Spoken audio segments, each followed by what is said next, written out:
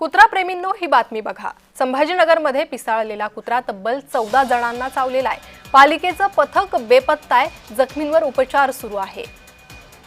संभाजीनगरमध्ये पिसाळलेला कुत्रा 14 जणांना चावलेला आहे। पालिकेचं पथक मात्र बेपत्ता आहे। कुत्र्याने केलेल्या हल्ल्याची दृश्य समोर आलेली आहे। अनेक जण कुत्र्याच्या चाव्यानं गंभीर जखमी झाले, त्यांच्यावर उपचार सुरू आहे।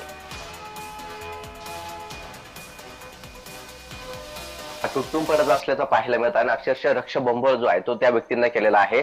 अक्षरशः 14 जणांना यामध्ये त्यांनी चावा घेतलेला आहे। काही महिलांचाही समावेश आहे, त्याचबरोबर काही चिमुकल्याचा देखील यामध्ये समावेश असल्याचं आपल्याला पाहायला मिळत आहे। तर एका वृद्ध व्यक्तीला देखील चावा घेतलेला आहे। त्या व्यक्तीच्या चेहऱ्यावरती कुत्र्याने चावा घेतला असल्यामुळे त्या रक्तबंब जो आहे तो त्या व्यक्तीचा चेहरा झाल्याचं आपल्याला पाहायला मिळत आहे। तो कुत्रा अद्यापही मोकाट असल्याचं सांगितलं जात आहे। तब्बल तो कुत्रा जो आहे तो 4 वाजल्यापासून व्यक्तींना चावा घेत होता। सायंकाळी 8 वाजेपर्यंत कुत्र्याने तब्बल 14 जणांवरती चावा घेतला।